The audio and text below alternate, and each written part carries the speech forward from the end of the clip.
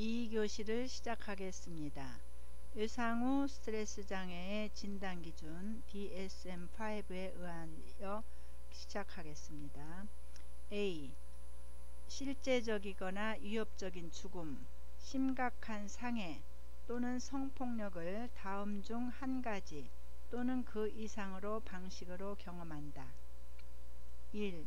외상성 사건을 직접 경험함. 2.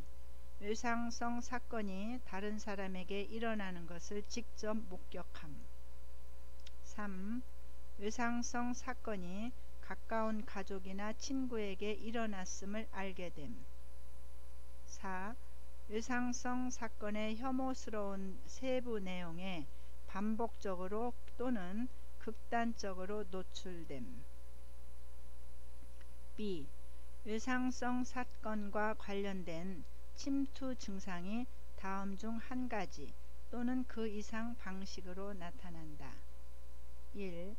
사건에 대한 반복적이고 자동적이며 침투적인 고통스러운 기억. 2.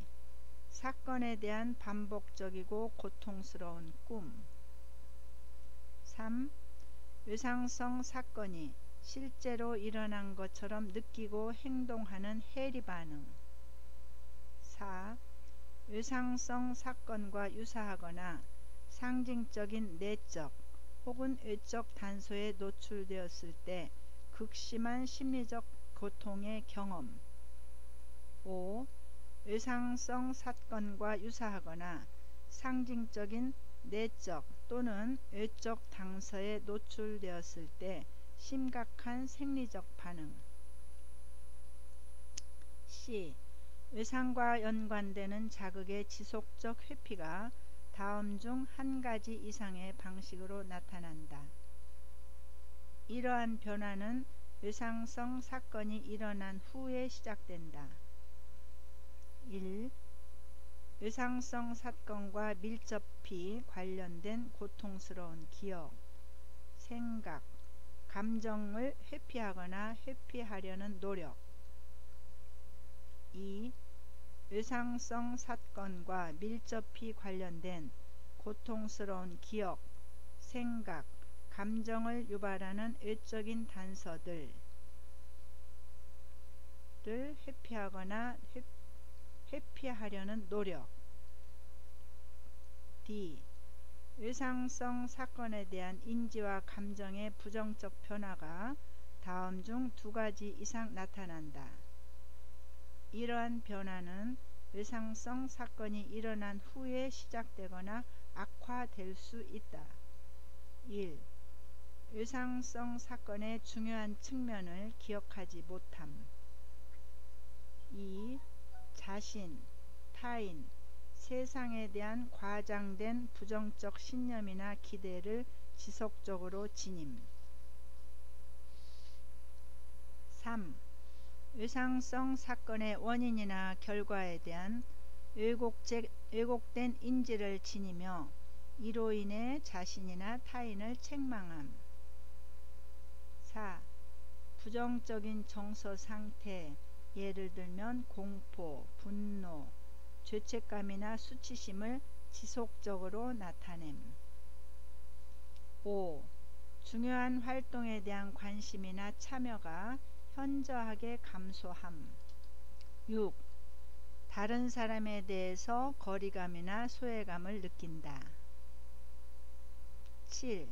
긍정적인 정서, 예를 들면 행복감, 만족, 사랑의 감정을 지속적으로 느끼지 못한다. 2. 외상성 사건과 관련하여 각성과 반응의 현저한 변화가 다음에 두 가지 이상 나타납니다. 이러한 변화는 외상성 사건이 일어난 후에 시작되거나 악화될 수 있다. 1. 자극이 없는 상태이거나 사소한 자극에도 사람이나 대상에게 언어적, 신체적 공격이 표현되는 등 짜증스러운 행동이나 분노를 나타낸다. 2.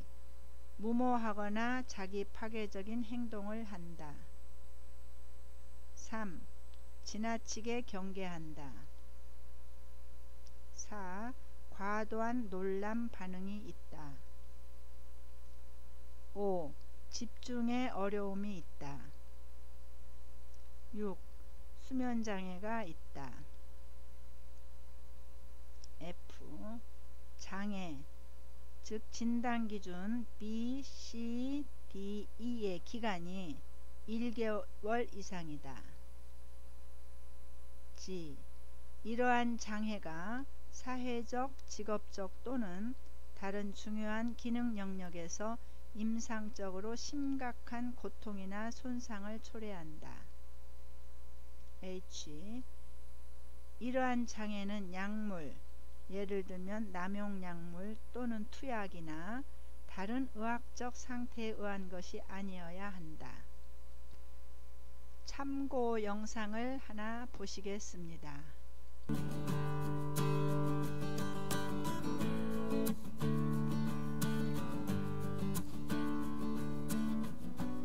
안녕하세요. 토킹닥터 토닥입니다.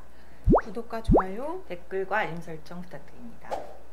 오늘 주제는 외상 후 스트레스 장애, 영어로는 Post Traumatic Stress Disorder, PTSD의 4가지 신호입니다. 요즘 코비드 때문에 외상 후 스트레스 장애 증상을 보이는 사람들이 많다고 들었어요. 그래서 오늘 외상 후 스트레스는 어떤 증상들이 있는지 다뤄보려고 합니다.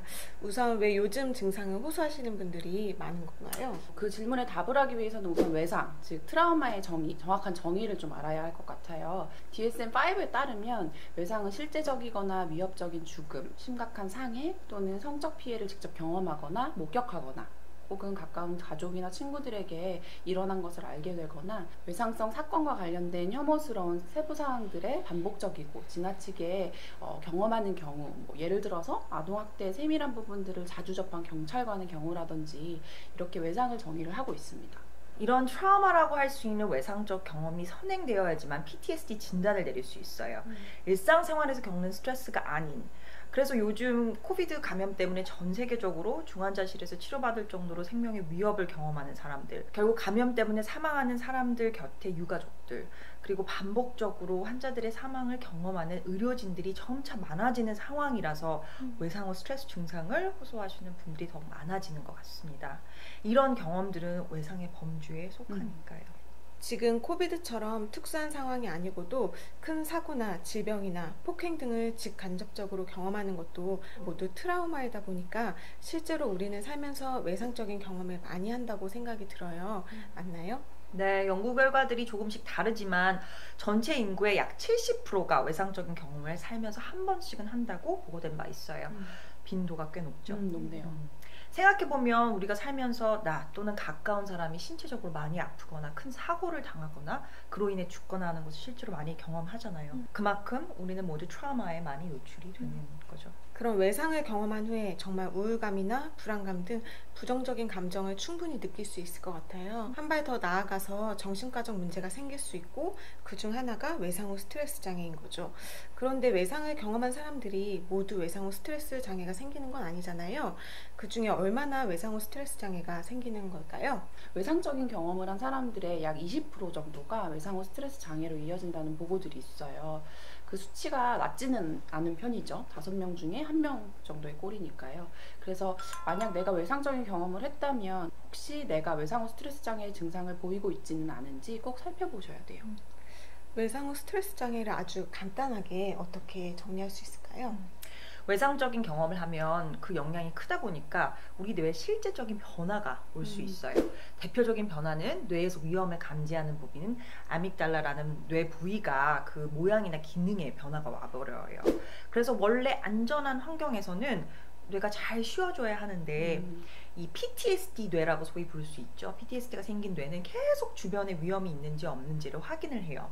그러니까 논리적으로는 안전한 상황이라는 것을 알고 있으면서도요.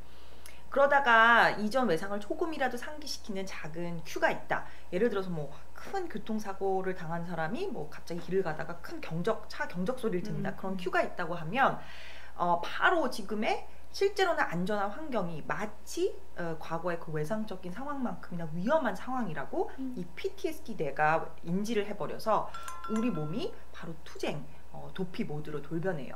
그러니까 마치 내가 전쟁터에 있는 것처럼 몸이 반응을 해요. 그러니까 얼마나 많은 반응들이 나오겠어요. 간단하게는 PTSD가 안전한 환경에도 우리의 뇌 일부분에서 잘못 신호를 보내서 이전 외상만큼 매우 위험한 상황이라고 이제 느끼고, 그래서 생기는 일종의 이제 현상들이라고 생각하면 될 것 같네요.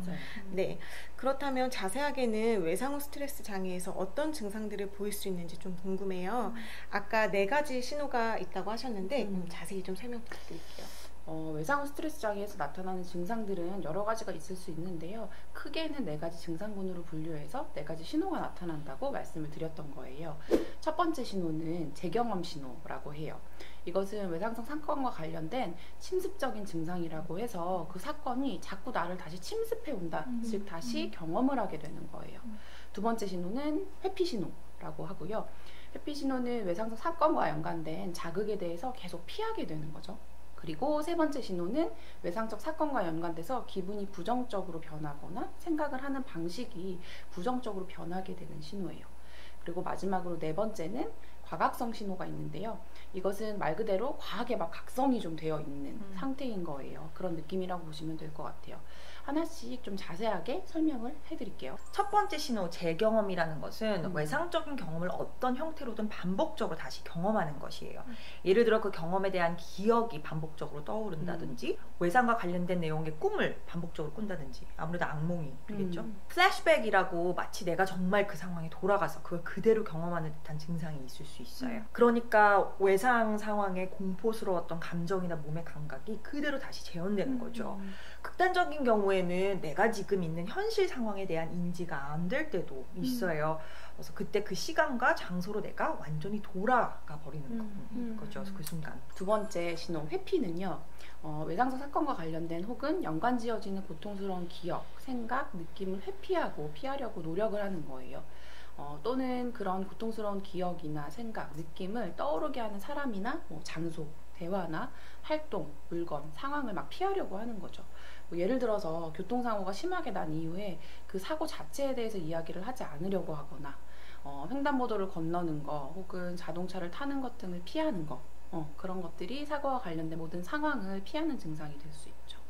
그래서 예를 들어 집에서 이제 강도를 당하는 그런 폭력적인 상황을 경험한 사람들이 그 집을 떠나서 이사를 많이 가는 이유도 그 사건이 일어난 장소를 피하고 싶은 마음이 있어서 그럴 수도 있겠네요. 세 번째, 나 자신이나 주위 사람들에 대한 생각이나 감정에도 변화가 올 수 있는데, 먼저 세상은 절대적으로 위험한 곳이고 아무도 신뢰할 수 없다고 생각이 들 수 있어요. 증상으로. 또 스스로를 탓하고 부정적으로 평가하고 수치심을 느낄 수 있어요. 성폭력 이후에 특히 외상 후 스트레스 장애가 생길 수가 있는데, 성폭력 피해자들이 오히려 자기의 잘못이나 실수로 폭행이 일어났다고 스스로 탓하는 경우도 많이 있잖아요. 그런 자책감들이 실은 외상 후 스트레스 장애 증상으로도 생길 수 있다는 거죠. 그래서 세상이 나 자신에 대해 부정적으로 인지하게 되니까 더 이상 아무 즐거움도 못 느끼고 점점 더 스스로를 고립시킬 수 있죠. 너무 안타깝네요. 요즘 엠번방 사건으로 이제 성폭력 피해자들이 많이 계신데, 혹시라도 이런 외상 후 스트레스 장애로 인해서 스스로를 탓하거나 자책감으로 힘들어하시는 일이 진심으로 없었으면 좋겠습니다. 네. 그리고 마지막 4번째 과학성 신호는 내 신경, 모든 신경이 과하게 각성이 되어 있는 상태라고 보시면 될 것 같은데요. 어떤 자극이 크게 없어도 사람이나 사물을 향해서 언어적으로 또는 신체적으로 공격성을 막 표현하게 될 수 있어요. 너무 과민해지고 분노가 폭발하는 것도 여기에 속할 수가 있죠. 그리고 자해 등의 무모하거나 자기 파괴적인 행위도 포함이 될 수 있어요. 어떤 분들은 지나치게 주변 환경이나 사람들을 경계하게 되고 막 작은 소리만 들려도 깜짝깜짝, 문 열고 닫는 소리에도 막 깜짝깜짝 놀라게 된다고 하시는 분들도 있고요. 신경이 너무 예민해지다 보니까 주의 집중력도 많이 떨어지고 잠을 잘 못 자게 되는 증상도 여기에 속할 수 있죠. 그래서 PTSD 정식 진단은 재경험 증상 1가지, 회피 증상 1가지, 기분 사고방식 변화 증상 2가지, 과각성 증상 2가지 이상이 4주 이상 존재할 때 내릴 수 있어요. 그리고 가장 중요하게는 이런 증상들이 일상생활하는 기능에 영향을 미칠 정도로 있어야 한다는 것이죠.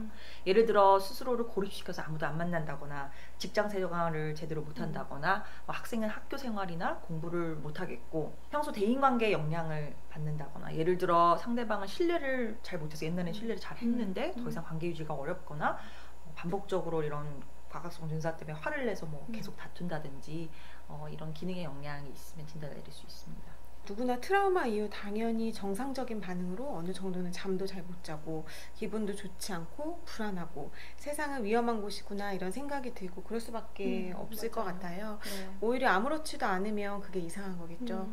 그런데 그런 부정적인 기분이나 생각들이 지속돼서 내 생활에 큰 영향을 미치게 된다면 치료받아야 하는 정신건강의학적 상태라고 생각이 됩니다. 그런데 방금 4주라고 말씀을 하셨는데 혹시 4주가 안 되면 PTSD 증상이 아닌가요? 4주가 안 되면 급성 스트레스 장애라고 진단을 내려요.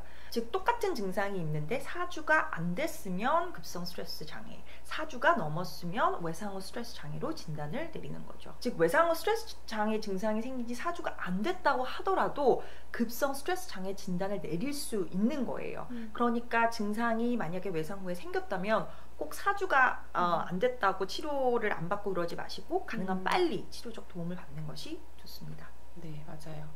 이 얘기를 하시니까 교통사고 이후에 부정적인 기분, 생각들이 지속돼서 생활이 힘들어져가지고 저한테 왔던 10살 남자아이가 좀 생각이 나는데요. 그 아이는 학교에서 집으로 돌아오는 길에 횡단보도를 건너가다가 교통사고가 났고 여러 부위에 뼈가 좀 부러져서 수술을 받았었어요.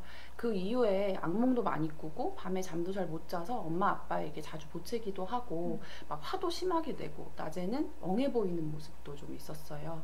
그리고 사고에 대해서 얘기를 하면 자기는 기억이 잘 안 난다고만 하고 본인이 잘못해서 본인이 조심하지 않아서 사고가 났다고 계속 죄책감을 느끼는 것처럼 표현을 좀 하기도 했어요. 또 아이는 밖으로 나가면 세상이 너무 위험해서 안 된다고 하면서 평소에는 막 친구들이랑 같이 자주 어울려서 놀았다고 했었는데 그런 친구들도 만나지도 않고 학교에 가기 싫다고 등교 거부도 했었죠. 집에서는 엄마가 냉장고 이렇게 열고 닫는 소리에도 심하게 막 좀 깜짝깜짝 놀라는 모습도 보였다고 했어요. 그래서 이 아이와 부모님은 처음에는 되게 많이 힘들어 했었는데 그리고 이제 엄마가 뭔가 아이를 교통사고에서 지키지 못했다는 죄책감 막 이런 것도 있고 아이가 자꾸 이런 증상을 보니까 어머님이 되게 힘들어 하시고 아이도 되게 힘들었었는데요. 치료 기간이 어느 정도 좀 지나고 많이 좋아져서 지금은 잘 지내고 있어요. 그럼 마지막으로 정리해서 이제 말씀을 드리자면 자꾸 외상과 관련된 기억이 꿈이나 생각으로 반복적으로 떠오르고 외상성 사건과 관련되거나 연관지어지는 고통스러운 기억, 생각, 느낌 뿐만 아니라 이제 장소나 상황을 회피하고 또 본인의 잘못이 아님에도 스스로를 탓하거나 죄책감과 수치심을 갖는 등 스스로 부정적으로 평가하는 모습을 가질 수 있고요. 작은 자극에도 너무 과민하게 반응하고 또 이제 공격적인 모습을 보인다면 PTSD의 신호라고 생각할 수도 있겠네요. 나 자신 혹은 내 주변 사람들이 최근 이런 신호들을 보인다면 꼭 전문가와 상담하실 것을 권유드립니다. 영상 잘 보셨죠? 다음으로 외상후 스트레스 장애에는 인지와 기분의 부정적 변화가 심하게 나타납니다. 외상성 사건의 중요한 측면을 기억하지 못하고 자신, 타인, 세상에 대한 부정적인 신념, 예를 들면 나는 나쁜 사람이다, 믿을 사람은 아무도 없어, 세상은 완전히 위험해 라는 부정적인 신념을 지닙니다. 또한 외상성 사건의 원인이나 결과에 대한 왜곡된 인지를 지니며 자신이나 타인을 책망하고 행복, 사랑과 같은 긍정적인 정서는 느끼지 못하면서 공포, 분노, 죄책감이나 수치심과 같은 부정적 정서 상태를 지속적으로 나타냅니다.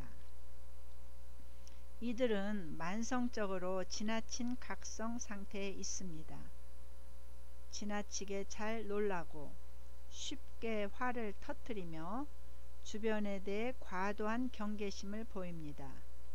잠자는 데 어려움이나 주의 집중의 어려움도 관련되어 나타납니다.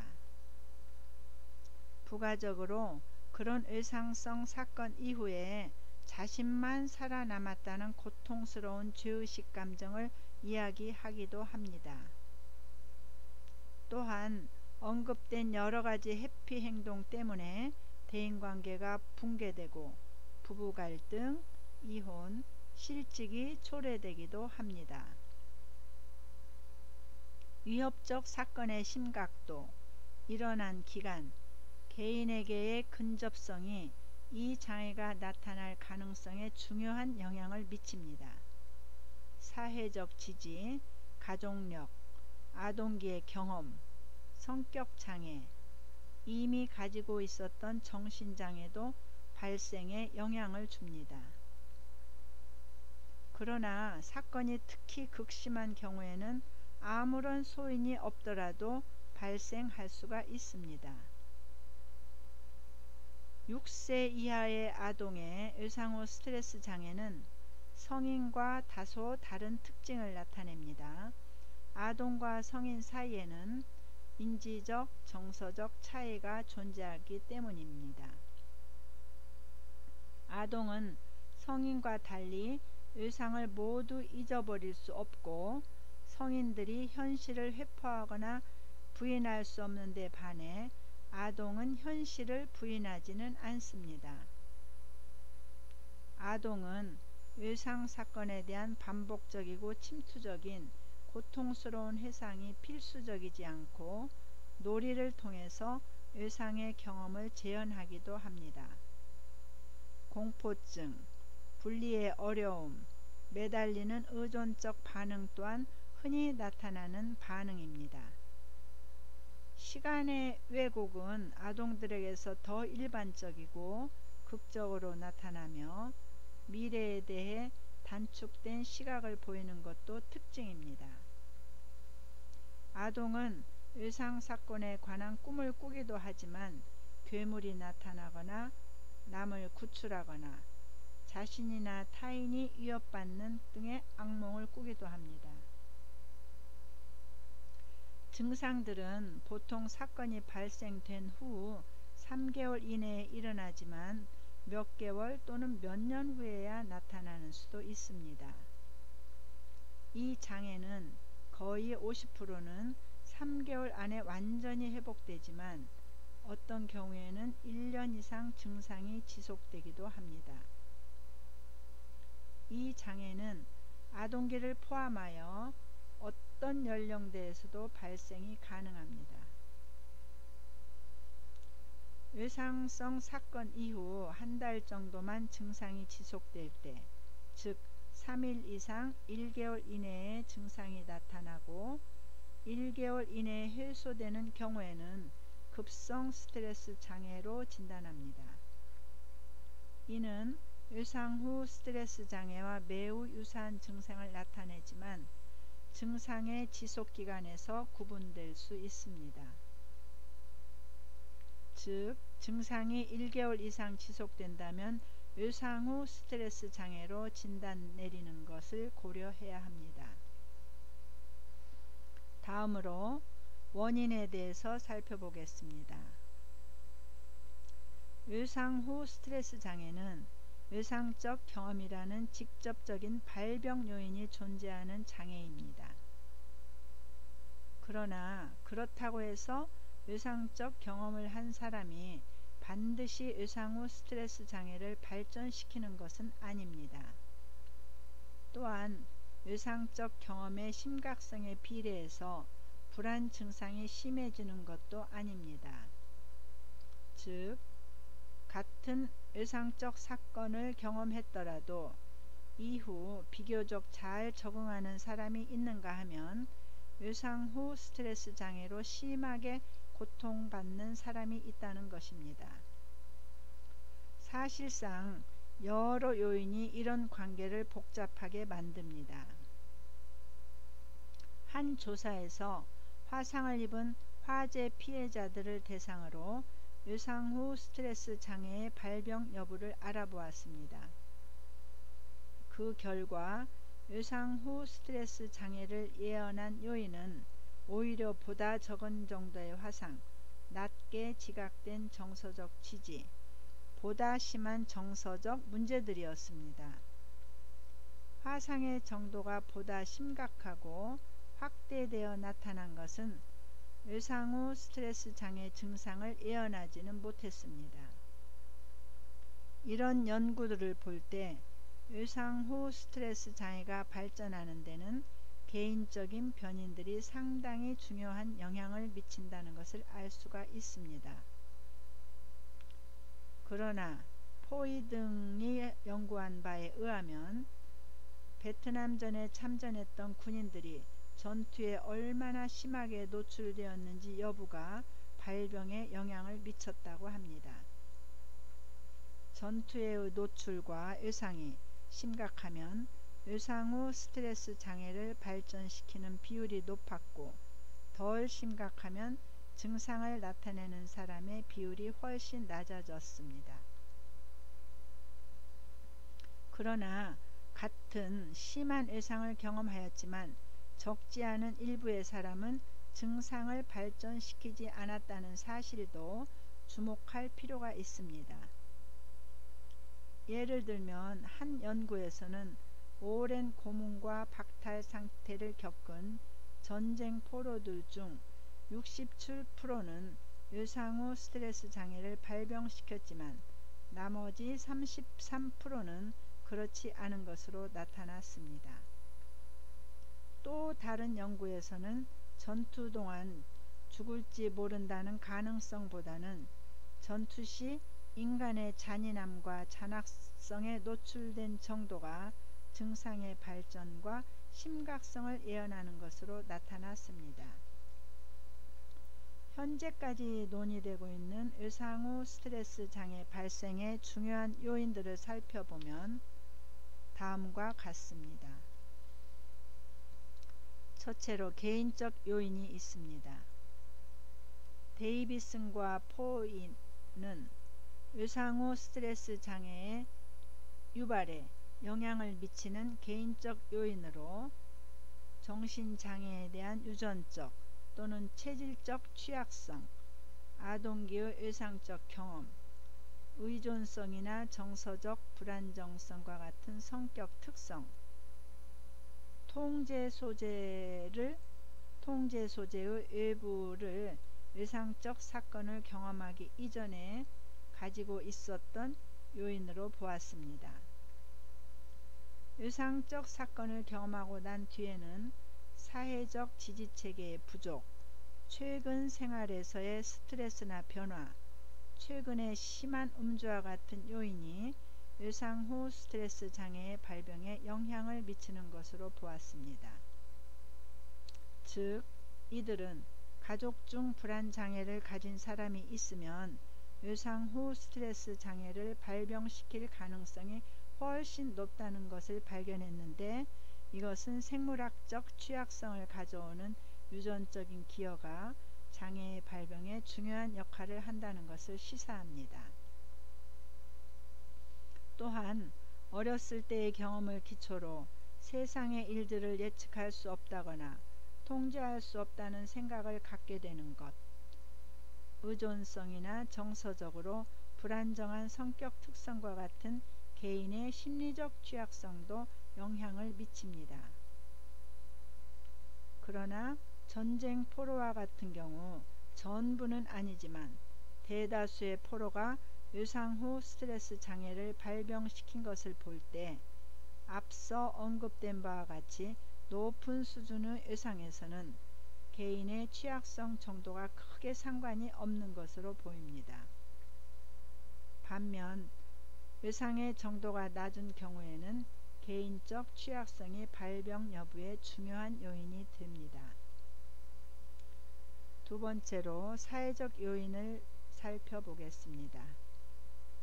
주위에 강한 사회적 지지 그룹을 갖게 되면 외상을 겪고 난 후에도 외상 후 스트레스 장애가 발병할 가능성이 훨씬 줄어든다는 것은 여러 연구에서 일관되게 밝혀져 있습니다. 폭넓은 사회적 지지망은 외상 후 스트레스 장애가 발병하는 것에 대한 완충 효과를 가져오는 것으로 보입니다. 이상으로 2교시를 마치겠습니다.